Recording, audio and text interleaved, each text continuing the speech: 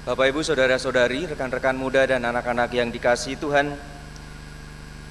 dalam hidup sehari-hari, kadang kita berjumpa dengan orang-orang yang sedikit unik karena pembawaannya kemudian terkesan bahwa mereka sombong. Bentuknya macam-macam. Maka saya mau cerita tentang orang sombong. Tapi karena saya percaya bahwa umat paroki Santo Paulus dan umat yang hadir ini tidak ada yang sombong, contohnya ini tentang Romo yang sombong. Romonya juga ada yang sombong, kadang-kadang. Doakan semoga tidak jadi sombong seterusnya. Saudara-saudara yang terkasih, satu kali ada seorang pastor, seorang Romo yang terkenal gayanya yang kemudian terkesan sombong.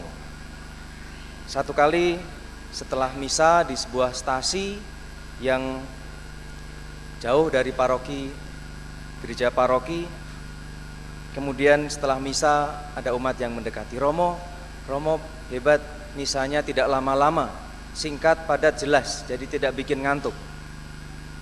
Jadi tidak bikin ngantuknya karena singkat, padat, dan jelas, tidak lama-lama. Lalu kemudian Romonya dengan gaya khasnya mengatakan, Romo. Kemudian dia pulang ke pastoran dengan naik motor. Kebetulan motornya baru dibelikan oleh DPP DKP. Lalu kemudian sampai di jalan dia papasan dengan umat. Romo, lalu dia berhenti. Wah, Romo, motornya keren, kayak orang muda. Lalu Romonya mengatakan, Romo. Lalu kemudian sampailah Romonya di pastoran. Pastoran dia haus, pengen minum. Lalu dia pengen minum dingin. Dia minum dingin tapi ketika buka kulkas tidak ada apa-apanya karena memang bukan kulkas, adanya lemari biasa. Lalu kemudian dia ingat, oh di belakang ada pohon kelapa, sepertinya segar ini minum air kelapa. Lalu pastornya naik pohon kelapa sampai di atas, pilih-pilih yang pas, dipetik, lalu dijatuhkan. Dia belum turun, ada umat yang lewat. Lalu mengatakan, Romo, hebat ya bisa naik pohon kelapa. Lalu Romonya, Romo gitu. Terus jatuh Romonya. Jadi kalau sombong, gayanya sombong, jatuh sendiri karena sombongnya. Itu pesannya.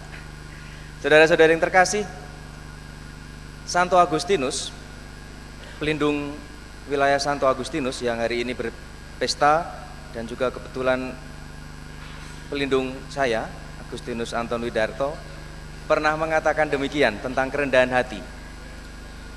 Kerendahan hati adalah dasar dari semua kebajikan lainnya.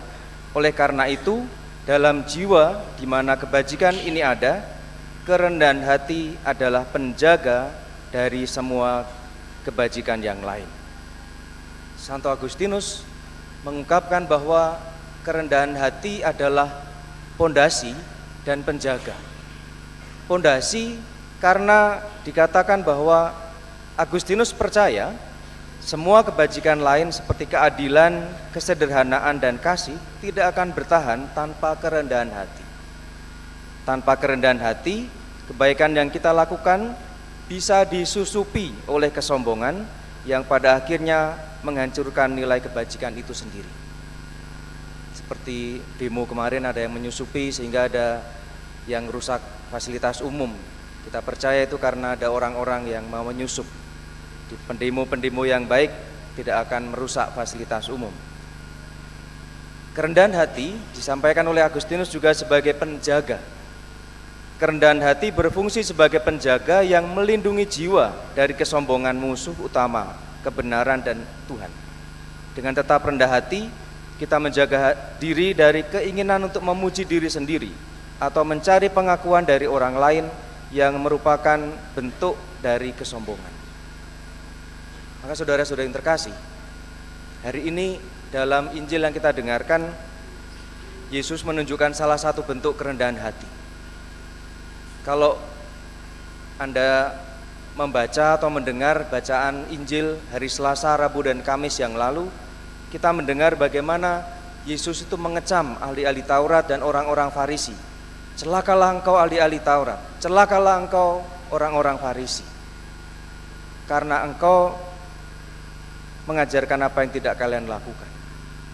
Hari ini, saudara-saudari yang terkasih, setelah Yesus mengecam keras ahli-ahli Taurat dan orang-orang Farisi, Yesus singgah ke salah satu pemimpin orang-orang Farisi. Yesus tidak membenci orang-orang Farisi. Yesus mengecam tindakan-tindakan yang tidak benar, tetapi bukan membenci orangnya. Maka Yesus mau datang, singgah ke rumah pemimpin orang Farisi. Maka saudara-saudari yang terkasih, kerendahan hati juga ditunjukkan dalam tidak menyimpan dendam, tidak menyimpan kemarahan, tidak menyimpan kesalahan. Dalam hidup bersama, di dalam keluarga, dalam masyarakat, kita juga mengalami bahwa orang-orang di sekitar kita, anggota keluarga kita mempunyai kelemahan dan kekurangan. Mungkin kita sesekali mengkritik, sesekali menegur, sesekali mungkin marah, tetapi semua itu dilakukan bukan karena kebencian, tetapi didasari oleh kasih. Ingin agar kita bersama-sama diselamatkan. Yesus ketika mampir ke rumah pemimpin orang Farisi mengajarkan sesuatu yang baik, mengajak mereka untuk bertobat agar mereka juga selamat. Maka dalam hidup bersama, ketika ada teguran, nasihat, kritikan, kiranya itu dilakukan pertama-tama untuk mengajak kita bersama-sama. Saya tidak mau selamat sendiri, kita semua harus selamat. Maka ada teguran, ada nasihat, ada kritik. Maka saudara-saudari yang terkasih, semoga hari-hari ini di mana kita juga mendengar banyak orang yang turun ke jalan untuk menyampaikan aspirasi, semoga aspirasi yang baik, kritik-kritik yang baik sungguh-sungguh menjadi jalan bagi negara kita, teristimewa para pemimpin negara kita untuk bersama-sama dengan kita introspeksi diri, memperbaiki diri, dan mulai hidup dalam kerendahan hati, melayani dalam kerendahan hati, dan bersama-sama kita boleh mengalami keselamatan. Semoga negara kita, bangsa kita, gereja kita, keluarga kita, dan kita masing-masing senantiasa dilindungi dan diberkati oleh Allah yang Maha Rahim. Kemuliaan kepada Bapa dan Putra dan Roh Kudus.